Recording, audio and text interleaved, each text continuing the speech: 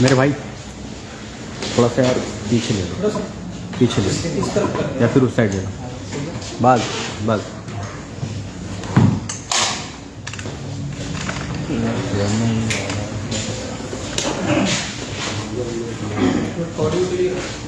कौन सा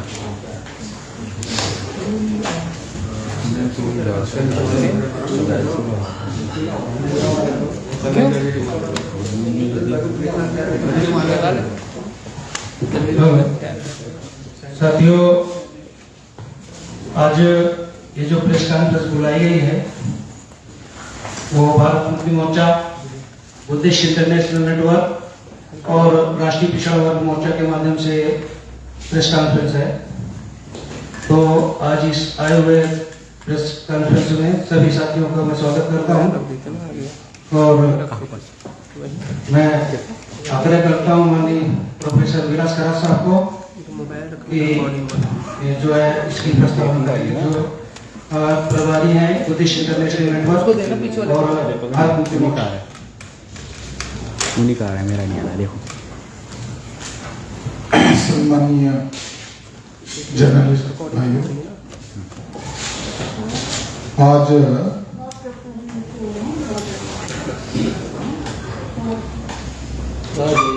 सोमनाथ मंदिर के मामले को लेकर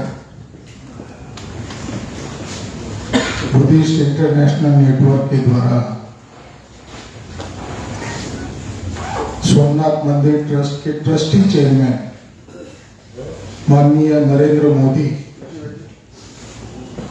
इनको तथा भारत के प्रधानमंत्री नरेंद्र मोदी इन्हें हमने एक लीगल नोटिस भेजी। मीडिया के जरिए से दिसंबर 2020 को सभी राष्ट्रीय मीडिया में खबर आई थी कि सोमनाथ मंदिर के नीचे क्या है,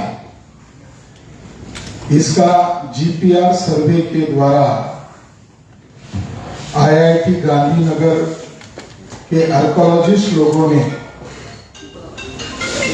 सर्वे किया, अत्याधुनिक तकनीक से सर्वे किया और 32 पेजेस का पृष्ठ 32 पेजेस का एक रिपोर्ट उन्होंने सोमनाथ मंदिर ट्रस्ट को सुपुर्द किया और उस रिपोर्ट की ये जानकारी बताती है कि नीचे 3 मंजिला बौद्ध विहार है, जबकि ये सर्वे 2017 को किया गया। मीडिया में 2017-20 की कोई खबर नहीं है, मगर दिसंबर 2020 को ये खबर आई। अब अत्याधुनिक टेक्नोलॉजी का सहारा लेकर ही काशी मथुरा में मस्जिदों में मंदिर ढूंढे जा रहे हैं। उसके लिए न्यायपालिका भी फास्ट एक्टिविटी कर रही है, ईएसआई के लोग भी सक्रिय दिखाई दे रहे हैं और सरकार भी इंटरेस्टेड है। काशी मथुरा के मामले में कोर्ट ने निर्देश दिया कि जो आपने जीपीआर सर्वे किया है उसका रिपोर्ट कोर्ट में जल्द से जल्द दाखिल करें। तो न्यायपालिका इंटरेस्टेड है, एएसआई खुद उसके लिए पहल कर रही है, सरकार इंटरेस्टेड है। तो 2017 में जो जीपीआर सर्वे किया गया सोमनाथ मंदिर का, उसका रिपोर्ट रेडी है। उसके लिए जो लोकतांत्रिक संस्था है ASI, archaeological survey of India, वो क्यों पहल नहीं कर रही?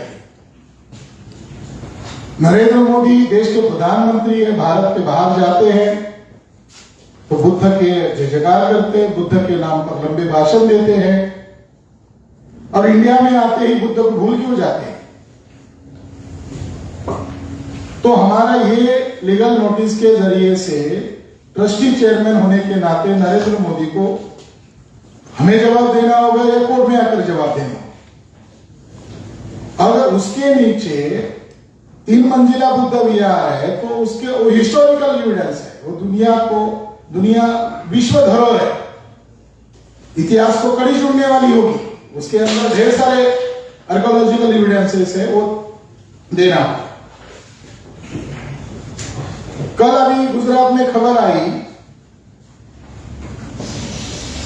यानी सरकार जो है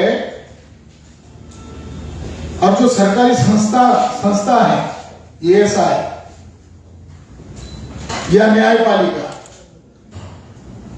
वो इतिहास भारत के हमारे मूल निवासी बहुजनों के इतिहास के साथ धोखेबाजी कर रही है।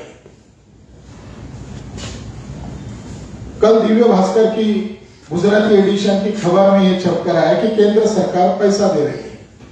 धौलावीरा जो इंडस साइट है कच्छ भुज जिले में, धौलावीरा जो साइट है उसको केंद्र सरकार पैसा देना चाहती है। खबर में ये छापा गया जो गुजरात गवर्नमेंट के द्वारा कि वो सिंधु सरस्वती वैदिक सभ्यता, धौलावीरा ये सिंधु सरस्वती वैदिक सभ्यता है। हरियाणा में एक साइट है राखीगढ़ी, जहां एंशिएंट DNA ढूंढा गया कंकाल के अंदर, और उसमें ब्राह्मणों का DNA नहीं मिला। वो भारत के ही मूल निवासी लोगों का DNA मिला। ब्राह्मणों का DNA ग्रुप R1A1 है और भारत के बहुजन लोगों का DNA ग्रुप L3MN है। बसंत शिंदे दलाली किया और जो बातें रिपोर्ट में नहीं है वो बातें बताया। तो वो जो सभ्यता है उसके पास जो बोर्ड लगा है ESI क्यों है?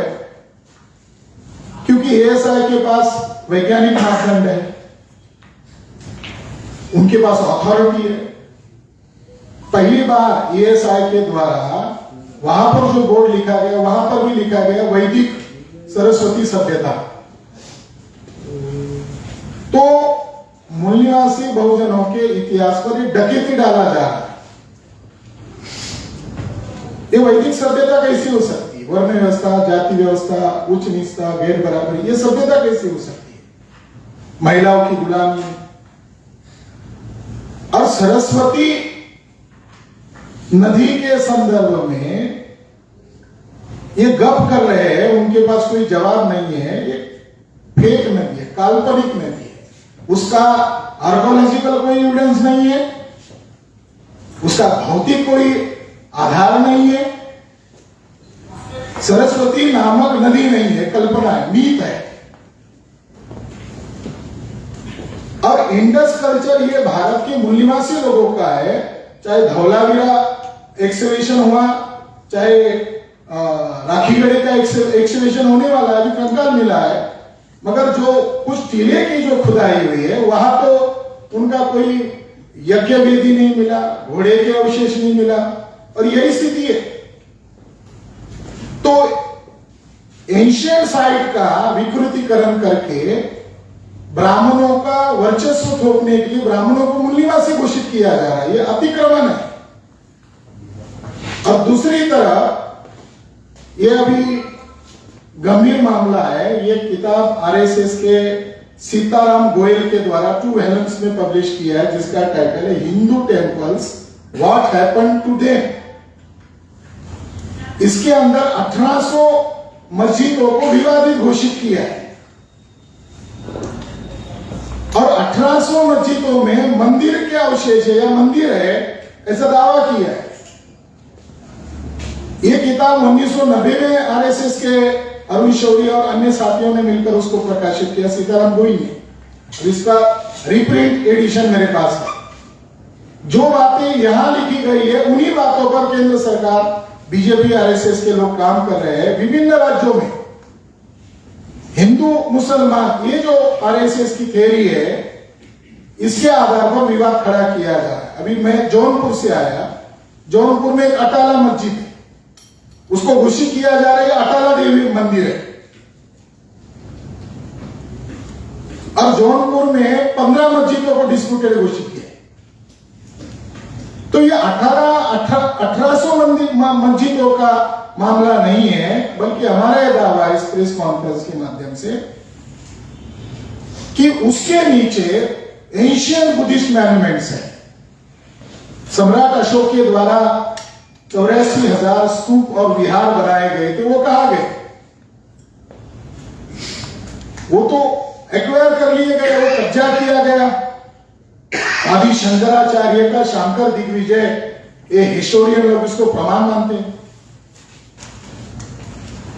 और 1895 को महाबोधि महाविहार का जो जजमेंट आया, उसमें यह साफ कहा गया कि जगन्नाथ टेम्पल भी अशोक राजा के द्वारा बनाया गया महाविहार था, और जैसा उसके ऊपर कब्जा किया वैसा महाबोधि विहार पर कब्जा करना चाहते हैं। और जज महोदय ईमानदार थे, रंजन गोगोई की तरह नहीं थे। उनको कोई ब्लैकमेल नहीं किया गया, कोई ऑफर नहीं दिया गया। तो उन्होंने कहा क्यों कब्जा कर रहे हैं? तो उन्होंने कहा यहां के मूल बुद्धिस्ट लोगों को गुलाम बनाने के लिए उनके धर्म स्थलों पर कब्जा किया जा रहा है। उस जजमेंट में ब्रह्मांड पुराण का हवाला देकर कहा गया है कि ब्राह्मण लोग कहते हैं ब्रह्म पुराण में कि बुद्ध का चेहरा भी नहीं देखना चाहिए। सभी चीजों का, सभी पापों का प्रायश्चित निर्धारित है, मगर बुद्ध विहार में जाना या बुद्ध का चेहरा देखना देह दंड के अलावा कोई प्रायश्चित नहीं है। महाभारत में या पुराणों में मगध को अपवित्र कहा है, बनारस को अपवित्र कहा है, उधर किसी को किसी द्विज को नहीं जाना चाहिए ऐसा कहा है। तो खुले तौर पर यह संघर्ष दिखाई दे रहा है। नाग, यहाँ के जो नाग मूल निवासी लोग थे, इनका द्विज लोगों का, ब्राह्मण का। तो ये जो 1800 मस्जिदों का मामला है, ये देश की शांति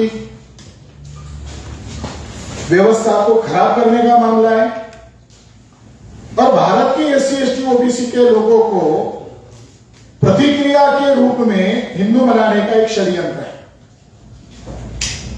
भारत में हिंदू मुसलमान ये लड़ाई फेक लड़ाई है। जब भारत में इस्लाम दाखिल नहीं हुआ था तो भारत के लोग कौन थे? ये जो वर्तमान मुसलमान ये पहले कौन थे?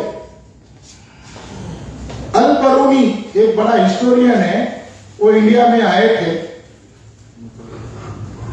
अरबी रिकॉर्ड में उनका दुनिया में और इंडिया की हिस्ट्री में महत्वपूर्ण रोल है। उन्होंने अपने सफरनामे में लिखा कि भारत में दो ही मजहब के लोग रहते हैं।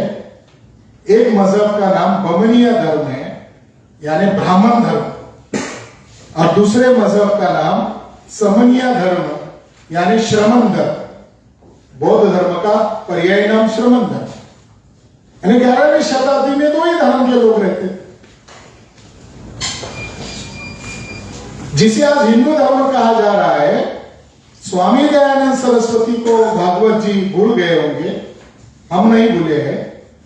स्वामी दयानंद सरस्वती ने सत्यार्थ प्रकाश के पेज नंबर 81 पर लिखा, हे आर्य ब्राह्मणों, तुम अपने आप को हिंदू मत कहो, क्योंकि हिंदू आक्रांता मुसलमानों के द्वारा दी हुई गाली है, जिसका अर्थ गुलाम, छली, कपटी, नीच, डाकू ये होता है। तुम अपने आप को आर्य रखो, ब्राह्मण को। तो कुल मिलाकर बात यह है कि ये सांस्कृतिक अतिक्रमण है, ये डकैती है, हमारे कल्चर को मिटाया जा रहा है, ऑर्गेनाइज वे में हो रहा है। और इसके लिए RSS बीजेपी के लोग सरकारी संस्थाओं का मिसयूज कर रहे हैं, चाहे वो न्यायपालिका हो, चाहे ASI हो। हमारा ASI पर अब यकीन उठता जा रहा है। आज की खबर आई है, ये खबर का हेडिंग ही जनसत्ता में है, पेज नंबर 18 पर, देश के धरोहर स्थलों का संरक्षण करेंगे टाटा, डालमिया जैसे औद्योगिक घराने।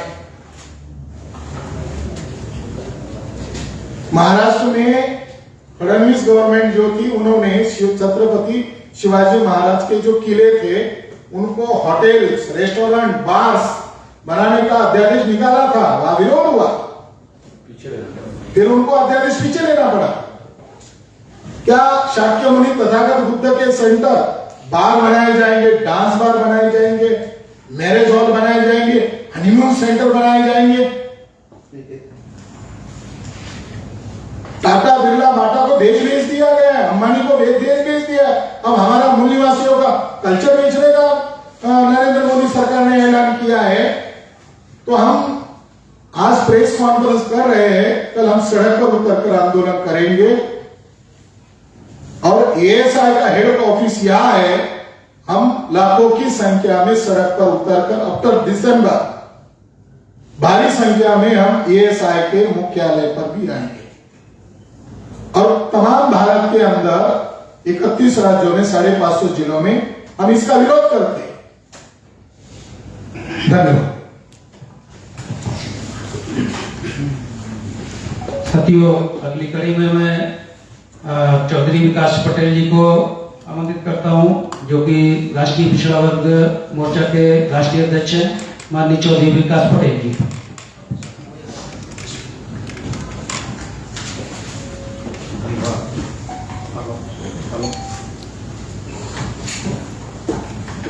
धन्यवाद। पत्रकार बंधुओं, अभी प्रोफेसर विलास खराज जी ने जो बातें उठाई सारी की सारी बहुत ही महत्वपूर्ण और मौलिक बातें हैं। इस देश की जो गौरवशाली विरासत है, इस देश का जो गौरवशाली इतिहास है, उसको मिटाने की कोशिश देश में लंबे समय से चल रही है, उसको दबाने की कोशिश चल रही है। देश के प्रधानमंत्री नरेंद्र मोदी जी जब विदेश में जाते हैं तो तथागत बुद्ध और सम्राट अशोक के देश से आए हैं ऐसा बोलते हैं और लंबा चौड़ा भाषण भी करते हैं तथागत बुद्ध और सम्राट अशोक पर। लेकिन भारत के अंदर जो सम्राट अशोक, तथागत बुद्ध, राजा प्रसेनजित और तमाम जो बुद्धिस्ट कल्चर के राजा हुए, उनके द्वारा जो स्मारक बनाए गए, उनके द्वारा जो बौद्ध विहार बनाए गए, उनके द्वारा जो स्तूप बनाए गए, उसको खत्म करने का काम भी किया जा रहा है। अभी सोमनाथ मंदिर का जो मामला खड़ा किया गया है, तो सोमनाथ मंदिर के नीचे 3 मंजिला बौद्ध गुफाएं और बौद्ध विहार है, ऐसा मीडिया में खबरें छप करके आए। लेकिन सोमनाथ मंदिर के नीचे जब बौद्ध गुफाएं और बौद्ध विहार निकली तो उस पे सरकार भी चुप है, एसआई भी चुप है और सभी लोग चुप हैं। लेकिन 1800 मस्जिदों के नीचे मंदिर है, ये मुद्दा लगातार खड़ा किया जा रहा है, एक के बाद एक, एक के बाद एक, एक के बाद एक। पहले अयोध्या का मुद्दा था और उसके बाद में कानून आ गया कि ये आखिरी मुद्दा है, इसके बाद कोई ऐसा मुद्दा नहीं खड़ा किया जाएगा। लेकिन फिर भी अभी काशी मथुरा का नया मामला आ गया, उत्तर प्रदेश के जौनपुर में अटाला मस्जिद का मामला आ गया और 1800 की लिस्ट पूरे भारत में है। तो आरएसएस हो, बीजेपी हो, बजरंग दल हो, विश्व हिंदू परिषद हो, ये जो तमाम संगठन है जो इस प्रकार का काम कर रहे हैं, वो क्यों कर रहे हैं?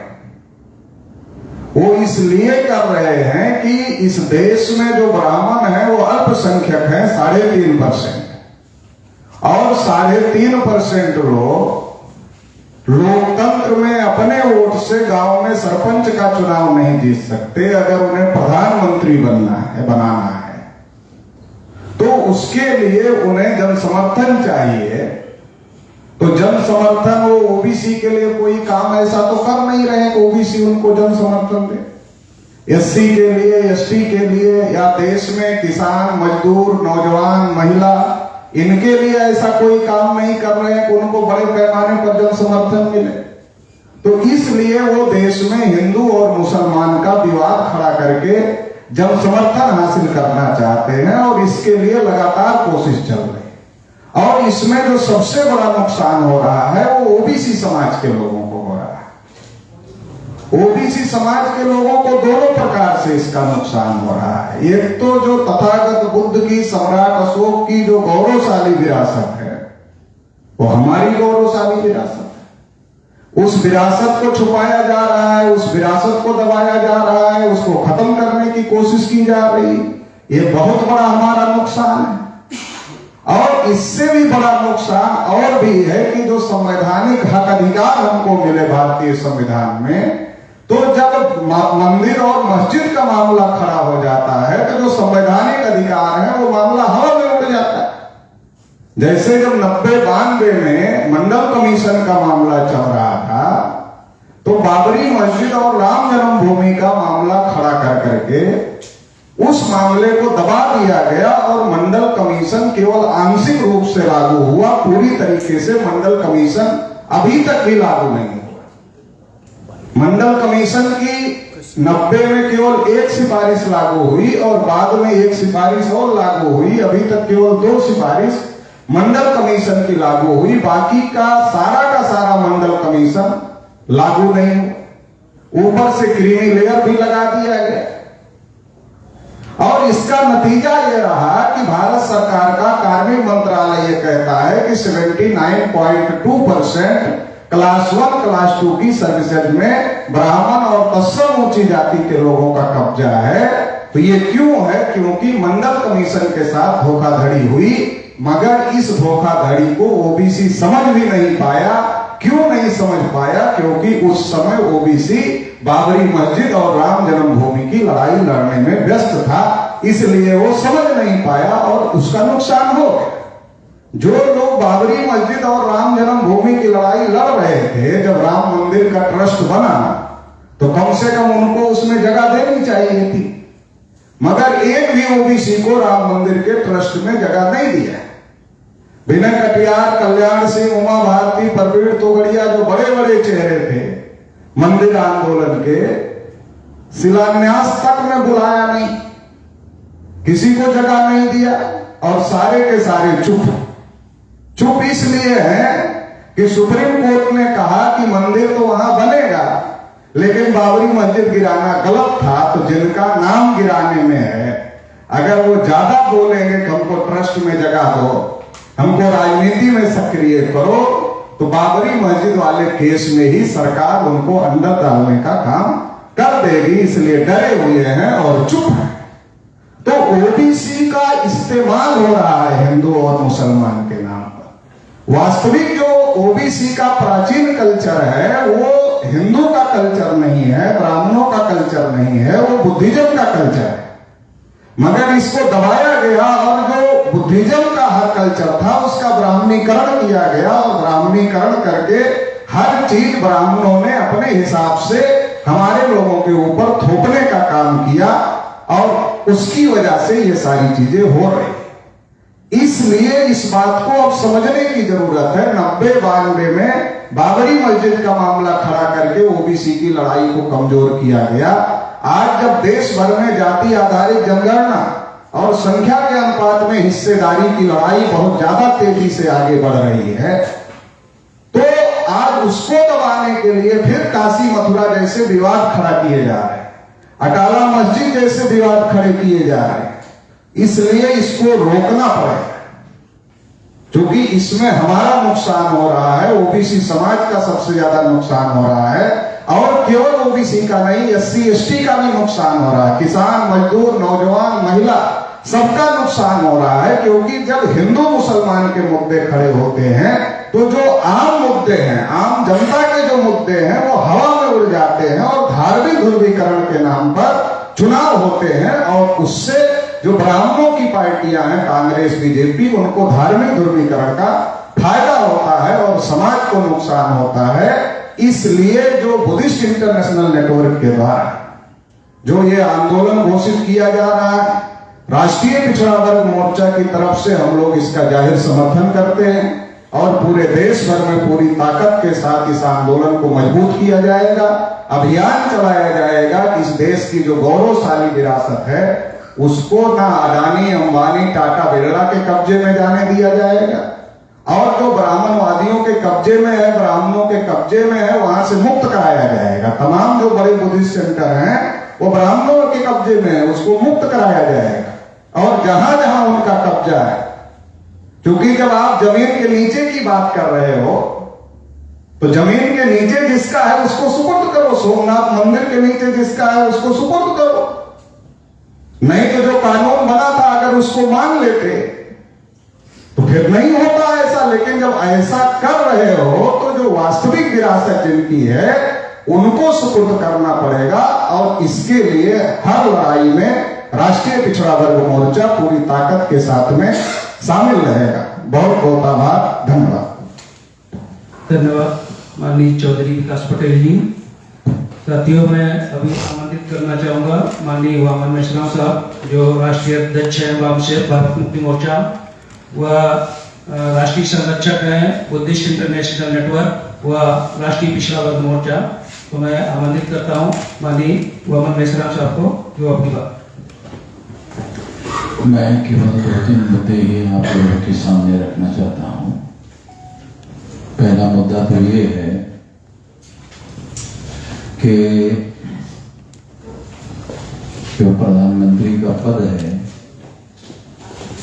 कॉन्स्टिट्यूशनल संवैधानिक पद है, बहुत खेद के साथ और बहुत दुख के साथ ये कहना पड़ रहा है कि आरएसएस के लोग उसका इस्तेमाल कर रहे हैं। ये सबसे ज्यादा गंभीर बात है। ये बात में ये जो एग्जाम्पल्स है इन लोगों ने दिए उसके आधार पर ये मैं कहना है। दूसरा मुद्दा ये है कि आरएसएस के कुछ ब्राह्मण लोग फैसले कर रहे हैं और मोदी जी केवल उस पर अमल करने का काम कर रहे हैं। फैसले करने का काम मोदी जी नहीं कर रहे। तो मोदी जी को आरएसएस के लोगों ने सीओ बना के रखा हुआ। एक तो कॉन्स्टिट्यूशन में पीएम है। कॉन्स्टिट्यूशन के अनुसार कार्यकारी सत्ता प्रधानमंत्री के नियंत्रण में, एग्जीक्यूटिव पावर। तो इसलिए वो कार्यकारी सत्ता जिनके पास है कॉन्स्टिट्यूशन के अनुसार, वो निर्णय नहीं कर रहे। आरएसएस के लोग निर्णय कर रहे हैं और नरेंद्र मोदी केवल इम्प्लीमेंट करने का, अमल करने का काम कर रहे हैं। इसलिए हम कह रहे हैं कि नरेंद्र मोदी को आरएसएस के लोगों ने सीओ बना के रखा। ये कॉन्स्टिट्यूशन में जो प्रधानमंत्री का पद है, ये भारत के आजाद भारत के इतिहास में ये सबसे बड़ा अवमूल्यन है। बहुत ज्यादा दुख की बात है।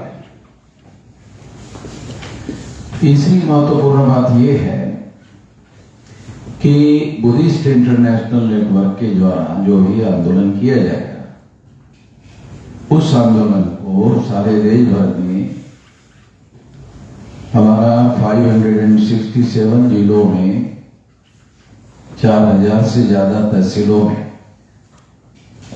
नेटवर्क फैला हुआ है। तो इस संगठन के शक्ति के द्वारा हम लोग इसका समर्थन करेंगे सारे देश भर में। कुछ दिन पहले आप लोगों को याद होगा 6 अक्टूबर 2022 को हम नागपुर में आरएसएस के हेडक्वार्टर को घेरने के लिए 4.5 लाख लोगों का मोर्चा निकाले थे वहां। तो वो सारा रिकॉर्ड अवेलेबल है। तो इस तरह का बड़ा आंदोलन सारे देश भर में खड़ा किया जाएगा। और आखिरी बात कहना चाहूंगा प्रेस कॉन्फ्रेंस में कि मुस्लिम लोगों को इस हिंदू मुसलमान के चक्कर में नहीं पड़ना चाहिए। ब्राह्मणों को और हम मुसलमानों को आपस में निपटने दें, हम निपट लेंगे। मुसलमानों को इसके शामिल नहीं होने। मुसलमानों के शामिल होने की वजह से ये मामला हिंदू मुसलमान बन जाता है। और जो SC OBC के लोग हैं, हजारों सालों के इग्नोरेंट लोग हैं, तो धार्मिक भावनाओं के वशीभूत जो है, क्योंकि वो मुसलमानों की साइड में खड़े नहीं हो सकते, इसलिए वो मुस्लिम के विरोध में जो भी पक्ष होता है उसके साइड में खड़े हो जाते हैं इग्नोरेंस की वजह से। तो मैं मुस्लिम लोगों को ये अनुरोध करता हूं कि ये मामला हिंदू मुसलमान का नहीं, बिल्कुल भी मुस्लिम लोगों को विड्रॉ कर देना चाहिए ये सारी इशू, क्योंकि इस संबंध में अगर कोई इंक्रोचमेंट मुस्लिम लोगों के द्वारा हुआ है तो ये बात की बात है, उसके पहले ब्राह्मणों का इंक्रोचमेंट है। अगर हम हिस्टोरिकल बहुत ज्यादा बारीकी से अध्ययन करने की कोशिश करें तो पुष्यमित्र शुंग के द्वारा सम्राट बृहदत्त मौर्य की हत्या करने के बाद पुष्यमित्र शुंग के द्वारा, ये जो ब्राह्मण व्यक्ति था उसके द्वारा सम्राट बृहदत्त मौर्य, जो मौर्य खानदान का आखिरी राजा था, उसकी हत्या करने के बाद ये सारा मामला देश में खड़ा किया गया। हिस्टोरिकल सारी बातें सारी अवेलेबल है और कई सौ साल के बाद रामायण, कई सौ साल के बाद में महाभारत लिखा गया है। ये सारे डॉक्यूमेंट्री एविडेंस है, पुरातात्विक एविडेंस है। उसको प्राचीन प्राचीन प्राचीन प्राचीन प्राचीन राम लोग क्या कहते हैं, प्राचीन प्राचीन प्राचीन। अरे कितने प्राचीन भाई, जब तुम आए ही नहीं थे उसके पहले रामायण लिख दिया क्या है? ये किस्म की बात है। तुम जब भारत में विदेश से आए ही नहीं यूरेशिया से, तब तुमने रामायण लिख दिया, तब तुमने महाभारत लिख दिया। कहां चलेगा? तुम तो यहाँ आए थे नहीं, थे ही नहीं यहाँ। तो ये बातें अब दूसरे लोगों को शायद समझ में नहीं आती होगी, मगर हम लोगों को ये बात हिस्टोरिकल डॉक्यूमेंट के आधार पर समझ में आती है और सबूतों के आधार पर हम ये बातें कह रहे हैं। इसलिए इन मुद्दों पर हम आने वाले समय में बहुत बड़ा देशव्यापी आंदोलन खड़ा करेंगे। तो हिंदू मुसलमान हो गए, तो ब्राह्मणों में और मूल निवासियों के बीच में झगड़ा होगा। अगर ब्राह्मणों में और मूल निवासियों के बीच में झगड़ा होगा तो मामला हिंदू मुसलमान का होगा ही नहीं। जब हिंदू मुसलमान का होगा ही नहीं तो इसमें जो SC ST OBC और तमाम जो लोग हैं वो उनके समर्थन में आने का सवाल ही नहीं। तो ये हम लोग समझ रहे हैं। दूसरी महत्वपूर्ण बात जो है वो कि यहाँ इस देश में जो जिसे क्षत्रिय वर्ण के लोग कहा जाता है, अगर हम उसका बारीकी से अध्ययन करें तो ये मौलिक रूप से जो क्षत्रिय भारत में ये तो लाख लोग हैं, इसके भी सारे एविडेंस मिल रहे हैं। और अभी जो क्षत्रिय वर्ण के लोग हैं, बिहार के लोगों को ये बात, जो क्षत्रिय वर्ण के लोग हैं उनको समझ में आ रहा है ये हमारे पूर्व तो नाग है। नाग मतलब सांप नहीं, नागवंशी लोग हैं। राजस्थान के राजपूत लोगों ने इस बात को समझने की कोशिश की। ऐसे तमाम जगह पर अब क्षत्रिय लोगों को ये बात समझ में आ रही है। ब्राह्मणों के आगमन के बाद ब्राह्मणों ने जो वर्णा सिस्टम बनाया, उस वर्णा सिस्टम में ब्राह्मण 3.5% अगर छोड़ दिए जाए तो सारे के सारे नाग लोग जिनको उन्होंने वर्णा सिस्टम में एकोमोडेट किया, एसिमिलेट किया, ये उनके ही शब्द है। एसिमिलेशन, ये बाल गंगाधर तिलक ने यूज किया हुआ शब्द है एसिमिलेशन। तो एसिमिलेट करके उन्होंने वर्णा सिस्टम में ब्राह्मण छोड़कर क्षत्रिय, वैश्य, शूद्र ये सारा बनाया।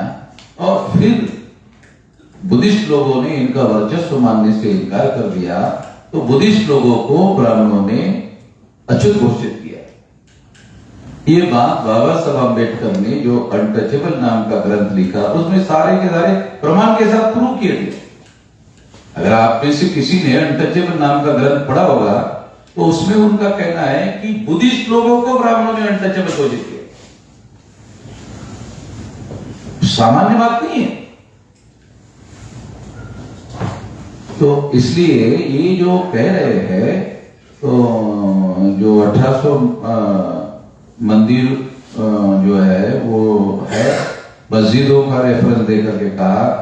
मैं दावे के साथ कहता हूं इसके पहले भी इवन अयोध्या में जो खुदाई हुई। ऐसे समय में खुदाई, जब ये बीमारी सारे देश भर में फैली थी, जब कोरोना फैली थी, उस समय वो खुदाई कर रहे थे और केवल सरकार देख रही थी और किसी मीडिया वालों को वहां खुदाई में क्या मिल रहा है वो देखने के लिए अलाउ नहीं था, वहां आने के लिए अलाउ नहीं था। क्यों उसी समय उन्होंने खुदाई की? क्योंकि उस समय वो सारी चीजें वहां उपलब्ध हो रही थी, मिल रही थी, सारे पुरातात्विक प्रमाण वहां बोल रहे थे अयोध्या के अंदर। छुपाने की कोशिश करने के बावजूद भी अभी भी कम से कम 10% जो सबूत है पुरातात्विक, वो ये शो कर रहे कि वो बुरी जगह है। ऐसे भी एविडेंसेस है कि उस जगह पर बुद्ध ने 16 साल निवास किया। जो अयोध्या की जगह है ना, उस जगह पर बुद्ध ने 16 साल निवास किया। 3000 भिक्षुओं का निवास होता था और वहां बुद्ध जो है प्रवचन करते थे। जो अयोध्या की जगह है वहां, ये सारी एविडेंसेस है। आप लोग सुनकर हैरान हो जाओगे, पाली भाषा में बहुत पहले दशरथ जातक कथा है। दशरथ जातक कथा, दशरथ जातक कथा में बोधिसत्व राम है। पुष्यमित्र शुंग के द्वारा सम्राट बृहदत्त मौर्य की हत्या करने के बाद दशरथ जातक से बोधिसत्व राम को उठाकर रामायण लिखा। तो चोरी है। ये आरएसएस के लोगों को, आरएसएस के ब्राह्मणों को जो अपने को बहुत पंडित मानते हैं, मैं चुनौती देता हूं उनके पांडित्य को। कितनी औकात है देखते हैं, आ जाओ सामने आने। कितने तुम्हारे पास सबूत है? केवल मीडिया का सहारा लेकर झूठ का डेली प्रोपेगेंडा करते रहते हैं। आम आदमी जो सबूत वेरीफाई नहीं कर सकता, अरे ये बातें जो सबूतों को वेरीफाई कर सकते हैं उनके सामने उठा तो माना जाएगा तुम लोगों की कितनी औकात है। तो मैं ये जो कह रहे हैं, ये एक मुद्दा उठा रहे हैं गुजरात का, तो मैं इनको अनुरोध करना चाहता हूं, ये सारे मुद्दों को क्लब करके ये मामला राष्ट्रीय स्तर पर उठाया जाए। एक दो मामला नहीं है, सारे के सारे जमीन के नीचे खोदोगे, इन जमीन के ऊपर से चलते चलते आने वाले लोग, इनका जमीन के नीचे क्या मिलेगा? तो हमारा है। तो ये अब सामान्य एविडेंस नहीं हमारे पास। ये जो एविडेंसेस है हमारे पास में, सामान्य एविडेंस नहीं, पुरातात्विक एविडेंसेस है। अंग्रेजों के द्वारा बाकायदा आर्कियोलॉजिकल सर्वे ऑफ इंडिया का सर्वे है। वो सर्वे का रिपोर्ट रिकॉर्ड में अवेलेबल है सारा का सारा, ऐसे नहीं है हवा भाई।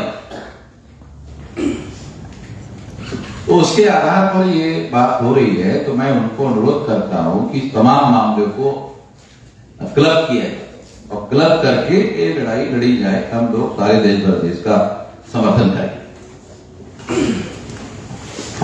धन्यवाद। अभी सभी साथी सवाल कर सकते हैं। सर, मेरा आपसे, प्रोफेसर जी आपसे सवाल है कि आप कह रहे हैं कि 2017 में सर्वे हुआ, उसके बाद सर्वे को दबा लिया गया, फिर किसी तरीके से 2020 में न्यूज़ आई, तो उसके बाद आपको इतना समय क्यों लगा मीडिया के सामने आने में? 2020 में खबर आने के बाद ही हमें पता चला। फिर उसके बाद हमने क्या किया? जो प्रावधान है, कानूनन प्रावधान, हम लोगों ने आरटीआई डाला। अखबार में छापा गया कि 32 पेजेस का सोमनाथ मंदिर का जो रिपोर्ट है, वो उसकी कॉपी हमें चाहिए थी, क्योंकि खबर एक सिंगल कॉलम की खबर थी, वो कोई ब्रेकिंग न्यूज नहीं थी। सिंगल कॉलम, वो भी बैक पेज में, जहां पे पढ़ नहीं पाता ऐसी जगह पर। तो हमने आईटीआई डाला और आईटीआई डाल के जानकारी निकालने का प्रयास किया। तो जो आईटीआई में हमें जानकारी मिली, तब हमें बड़ा आश्चर्य लगा कि इस जानकारी को पब्लिक करना चाहिए। हम लोगों ने गुजरात गवर्नमेंट को, एएसआई को और सोमनाथ मंदिर ट्रस्ट को एप्लीकेशन दिया कि वो रिपोर्ट की कॉपी हमें चाहिए, हमें डिटेल पढ़ना है, हमारा इंटरेस्ट है। हमें भी बड़ा आश्चर्य कि मीडिया वालों को कैसा उसका रिपोर्ट मिला। किसी मीडिया वाले से भी हमने संपर्क किया कि हमें कॉपी दे दो, तो वो रिपोर्ट देने से एएसआई ने कह दिया कि हमारे पास वो रिपोर्ट ही नहीं है।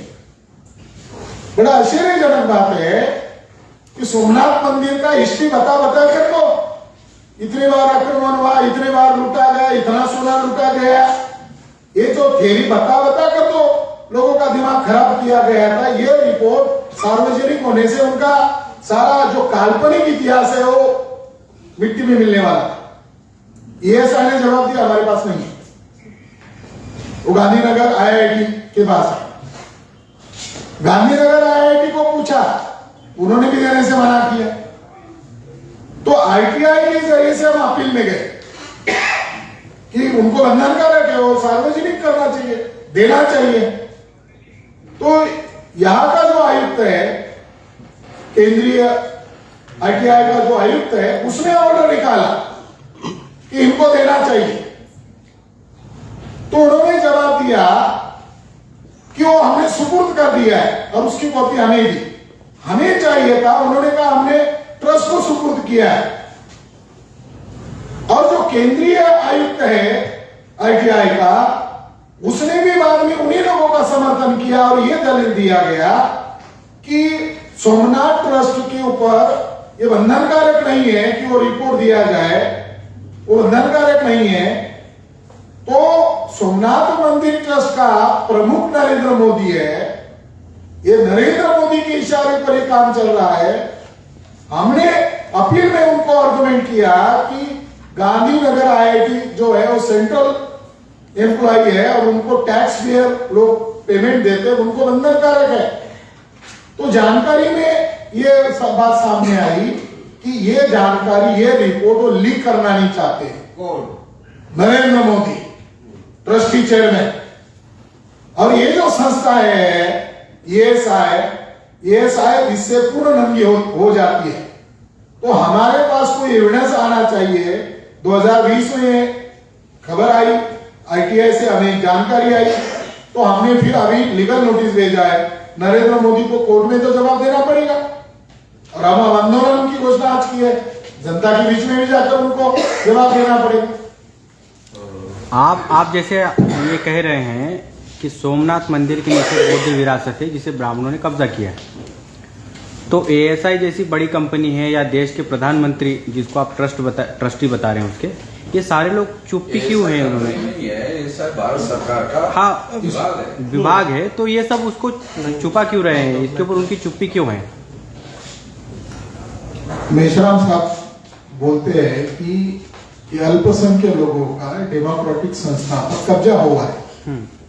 एएसआई के जितने भी डायरेक्टर जनरल है उसमें एससी के कितने हैं, एसटी के कितने हैं, ओबीसी के कितने हैं, अभी तक एक भी नहीं है, अभी तक एक भी नहीं बना। 75 साल का जश्न मना रहे, डायरेक्टर जनरल एक भी नहीं बना। वो लोग मिली भगत करके कॉन्स्पिरेसी कर रहे हैं, माइनॉरिटी के ऊपर प्लानिंग करके कर रहे हैं। इसीलिए अब न्यायपालिका रंजन गोगोई को राज्यसभा का ऑफर दिया। रंजन गोगोई के ऊपर जिस महिला ने आरोप लगाया, रंजन गोगोई का ब्लैकमेल हुआ। अपनी व्यक्तिगत इज्जत बचाने के चक्कर में नरेंद्र मोदी को उन्होंने वो जैसा चाहिए वैसा फैसला दिया। और जो साकेत है वो बुद्धिस्ट पिलग्रिम्स युवन संघ और फैयान ने लिखा हुआ है, डॉक्यूमेंट्री है। वो सारा का सारा बुद्धिस्ट प्लेस होने के बावजूद वो कितनी जगह पर डिस्ट्रिक्ट था, 1.75 एकड़ मॉस्क्यू और टेम्पल के नाम पर 1.75 एकड़ एरिया का डिबेट था। फैसला दे दिया 1250 पेज में। किस आधार पर दिया? श्रद्धा आस्था के नाम पर दिया। क्या न्यायपालिका श्रद्धा और आस्था के नाम पर चलती है? दूसरी खतरनाक बात, इस जजमेंट को सुप्रीम कोर्ट का वो जज जिसने अपने आप को भेज दिया, ऐसे जजमेंट को हम न्यायिक फैसला नहीं मानते। ये ब्लैकमेल किया गया फैसला है। उस जजमेंट से बहुत बड़ा परिणाम देश में भविष्य में आने वाला है, इसीलिए तो हमें लड़ना पड़ रहा है। उस जजमेंट का दूसरा ड्रॉबैक्स ये है, उसमें का यही पैदा हुए, ये आस्था और श्रद्धा का मामला है। हिस्टोरियन कहते हैं राम कृष्ण शिव, ये माइथोलॉजिकल कैरेक्टर है, मगर सुप्रीम कोर्ट का जज कह रहा नहीं, यही पैदा हुए। पुराण जब लिखे गए, ब्राह्मणों ने पुराण लिखे, पुराणों में राम कृष्ण और ये ब्राह्मणों के लिखे हुए पुराण। तो ब्राह्मणों ने जो पुराण लिखे वो सारे काल्पनिक है, उन्होंने अपने हिसाब से लिखे। प्रोफेसर ज्ञानमती की जिस तरह से सुप्रीम कोर्ट मतलब करने के लिए एएसआई को, ठीक है, तो ये भी करना चाहिए सोमनाथ मंदिर। हमारी वही तो कहना है। आप एक दो का बात, मैंने जो कहा एक दो का मुद्दा नहीं है। ये किताब कह रहा है 1800, तो अभी तो एक दो तुम्हारी चर्चा में आया हुआ है, ये 1800 आने वाली है चर्चा में। तो इसके पहले कि वो एक एक करके 1800 चर्चा में लाए, हम खुद एक साथ 1800 लाते हैं। ये सारे के सारे 1800 की खुदाई करो नीचे, और जो है वो हैंडल करो उनको, खत्म करो इसका पॉलिटिकलाइजेशन जो है। इससे हमारे देश का बहुत भारी नुकसान हो रहा है। सुप्रीम कोर्ट को देखना चाहिए इसको, जो मतलब कहीं पे आप कह रहे देखना चाहिए, ऐसा बहुत सारे लोग कह रहे देखना चाहिए। देखना चाहिए मतलब कि फ्रॉम द सुप्रीम कोर्ट का, सुप्रीम कोर्ट को देखना चाहिए ना। हाँ देखना चाहिए, मैं भी कह रहा हूँ, आपका भी यकीन है। आपने इशू रेज किया, हम लोगों ने सुन ली। हाँ, ये हम लोग जो काम है वो तो हम करेंगे, लेकिन ध्यान रखिए कि जिस तरह से सुप्रीम कोर्ट पीछे पड़े थ्रू एएसआई, तो why it is not here. अभी हम लोग भी उसमें पार्टी बने, तो हम अपना दस्तावेज रखेंगे वहां। जैसे मुस्लिम और ब्राह्मणों के बीच में चल रहा है ना, तो हम लोग हस्तक्षेप याचिका दाखिल करेंगे। एएसआई तो वो तो भारत सरकार का जो कहना है, आरएसएस का पक्ष ले रही है भारत सरकार। सुप्रीम कोर्ट एएसआई को डायरेक्शन दे रहा है, भारत सरकार नहीं दे रहा है। हाँ। सुप्रीम कोर्ट सोमनाथ मंदिर को भी डायरेक्शन वो इसलिए दे रहा है, ये आपको मालूम होना चाहिए, ये सारे देश का केवल मामला नहीं बन रहा है, इससे मामला इंटरनेशनल भी बनता है। इस वजह से उनके सामने ये समस्या होती है कि सवाल इंटरनेशनल लेवल पर खड़े होते हैं, तो उनको ये शो करना है सुप्रीम कोर्ट कर रहे हैं, हम थोड़ी कर रहे, हम भाजपा नहीं कर रहे, हम आरएसएस नहीं कर रहे, सुप्रीम कोर्ट कर रहा है। तो वो सुप्रीम कोर्ट का सहारा लेकर के कर रहे हैं, ताकि दुनिया वालों को कल मान लो अमेरिका में न्यूयॉर्क में प्रेस कॉन्फ्रेंस हो। वैसे तो ये बीजेपी की या आरएसएस के लोगों की मोदी को सलाह है कि प्रेस कॉन्फ्रेंस मत लेना, आपको जो कहते रहता है तो वो बोलते जाओ, जितना हम लिख कर देते हैं उतना बोलते जाओ। तो मैं इस बात से पूरी तरह से वाकिफ हूं कि ये लोग जो है नरेंद्र मोदी का एक काम के लिए इस्तेमाल कर रहे हैं, मगर शो ऐसा कर रहे हैं कि ओबीसी को अपने देश का प्रधानमंत्री बनाया। तो वो इसलिए शो कर रहे हैं क्योंकि 52% लोग जो अभी 63 या 64% बिहार में निकले हैं, वो गिनती करने के लिए तैयार नहीं। क्यों? क्योंकि फैसले अगर मोदी जी करते तो ओबीसी की गिनती करते सारे देश भर में, वो गिनती नहीं कर रहे।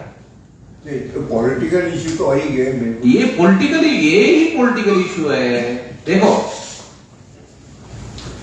ब्राह्मणों की संख्या 3.5% है, रूलिंग पार्टी भी ब्राह्मणों की, अपोजिशन पार्टी भी ब्राह्मणों की, कांग्रेस जाती है तो बीजेपी आती है, बीजेपी जाती है तो कांग्रेस आती है। ये तो इस वजह से हो रहा है ना, हिंदू मुसलमान हिंदू मुसलमान हिंदू मुसलमान हिंदू मुसलमान हिंदू मुसलमान करने की वजह से तो केवल दो पार्टी को बेनिफिट होता है, तो कांग्रेस को होता है तो बीजेपी को होता है। ये तो पॉलिटिकल इश्यू है ना। इससे क्या होता है कि जो हिंदू मुसलमान का जब इश्यू बनता है तो SC ST OBC नहीं रहता है, वो हिंदू बन जाता है, उसको बना दिया जाता है इस तरह से। और फिर उसके आधार पर जो लोग चुनकर जाते हैं फिर उनके आधार पर फैसले होते हैं। अगर SC ST OBC के लोग नरेंद्र मोदी को कहें कि SC ST OBC को मुद्दा आधारित कोई फैसला किया जाए तो नहीं, तो हम तो हिंदुओं की पार्टी है, हमारी तो हिंदुओं की सरकार है, हिंदू के लिए आपको कुछ चाहिए तो बोलो, हिंदू मंदिरों के लिए आपको कुछ चाहिए तो बोलो। इन लोगों को जो कॉन्स्टिट्यूशनल प्रोटेक्शन दिया हुआ है उसके लिए तो कुछ कर नहीं रहे। और इधर किसी को कुछ पूछना है? आपने कहा था कि वेद पुराण जो है ब्राह्मणों ने बैठ के अपनी मर्जी से लिखी है, लेकिन इंटरनेशनल इट इज प्रूव्ड कि Veda is the oldest literal document available. और आप कह रहे हो कि ये जो प्राचीन, ये ठीक है, इनमें कुछ मैं कह रहा, काशी जो है one of the world oldest city in the world, internationally proved है। तो आप कह रहे हो वेद पुराण ब्राह्मण चाय पीते हुए बैठ के अपने मर्जी से लिख रहे हैं, ये कह रहे हो आप थोड़ा पीछे बैठे हुए हैं कोई बात नहीं। और थोड़ा आगे आ जाते तो ज्यादा बेहतर होता और आपको पता चलता कि मैंने वेद शब्द यूज नहीं किया, पुराण शब्द यूज किया। इतिहास को बड़ी बात जानता हूँ मैं, वेद के बारे में नहीं बोल रहा हूँ, आप मिक्स मत करो। तो पुराण भी उसी टाइम पुराण उसी टाइम के किसने कहा? कोई है एविडेंस? हमारे पास तो है। दो चीजों को मिक्स मत करो। वेद पुराण अलग चीज है और वेद अलग चीज है। वेद भी तो हिंदुओं का ही है, हिंदुओं का ही तो वेद भी। हिंदू शब्द कब आया भारत में और वेद का निर्माण कब हुआ? अब आप पत्रकार हैं, आप तो जानते हैं ना। चलो ब्राह्मणों का है। ये जो आक्रांता मुसलमान भारत में आए उसके आने के बाद हिंदू शब्द आया, ऐसा दयानंद सरस्वती खुद ही कहते, ठीक है, रिकॉर्ड में कहते और हिस्टोरिकल भी है। ऐसा कोई हिंदू शब्द मुसलमान आक्रांता भारत में आने के पहले वजूद में नहीं। और अगर ये मुसलमान 11वीं 12वीं सदी के आसपास या 7वीं 8वीं सदी के आसपास अगर ये शब्द आया है, अगर ये मानते हैं, तो आप इसको वेदकालीन क्यों बता रहे? आपको मालूम है, ऐसा नहीं कि आपको मालूम नहीं, आपको मालूम है उस समय दूसरा शब्द यूज था। अलबेरीनी रिकॉर्ड में लिखा हुआ है, ये भी आपके सामने एविडेंस के तौर पर बोला गया है कि उस समय जिसे आप हिंदू धर्म कह रहे हो वो ब्राह्मण धर्म था। अगर ब्राह्मणों को अपने ही धर्म का नाम ब्राह्मण धर्म प्रचार करने में कोई दिक्कत है तो हम मदद करने के लिए तैयार है ना उनको, कि आप ब्राह्मण का ब्राह्मण धर्म के नाम पर प्रचार करो। चुप क्यों रहे हो हिंदू के नाम पर? आप खुद ही कहते हो कि मुसलमानों की कोई बात हमें मंजूर नहीं है, तो मुसलमानों का दिया हुआ हिंदू शब्द क्यों मंजूर है? ये भी इतिहास है कि कई हिंदुओं को बुद्धिस्ट कन्वर्ट किया गया है, ये सब आप बता नहीं रहे। ब्राह्मणों को, हिंदुओं को, हिंदू ब्राह्मणी हिंदू तो थे नहीं, ब्राह्मणों को कन्वर्ट करके बुद्धिस्ट। जब हिंदू उस समय था ही नहीं मानने वाला तो हिंदुओं को कन्वर्ट किया बुद्धिज्म में, क्या ब्राह्मण अब तो हिंदू मान नहीं रहे, चलो हिंदू नहीं थे, ब्राह्मण तो थे, उनको कन्वर्ट किया गया, ये भी इतिहास में है कुछ। हाँ, तो ये हमने इनकार किया? ऐसा कोई कहा हमने कि ब्राह्मण जो है बुद्धिज्म में कन्वर्ट नहीं हुए हैं? हमने कब कहा? ऐसे कहा किसी स्टेटमेंट? ऐसा तो कहा ही। हाँ, आप उस समय के ब्राह्मणों को हिंदू आज का शब्द यूज कर रहे हो, ये तो जरा ज्यादा सोची समझी की बात है। तो आप ऐसा मत करो, आप तो पत्रकार है, शयाने आदमी है, आप अक्लमंद आदमी है। हिंदू शब्द नहीं है, ब्राह्मण यूज करिए। हाँ, ये करिए। और इसके लिए मैं ब्राह्मणों की मदद करने के तैयार हूं कि आप अपने धर्म का ब्राह्मण धर्म के नाम पर प्रचार करो। आपको प्रचार के लिए मदद चाहिए, पैसों की मदद चाहिए, डोनेशन चाहिए, विश्व हिंदू परिषद को हम देने की तैयार। इसका ब्राह्मण धर्म के नाम पर प्रचार करें। आप अगर मदद करवाए, बीच बचाव करें, आप मीडिएटर बन जाए विश्व हिंदू परिषद आरएसएस के बीच और हमारे बीच में, तो अच्छा रहेगा। ठीक है, थैंक यू। ओवर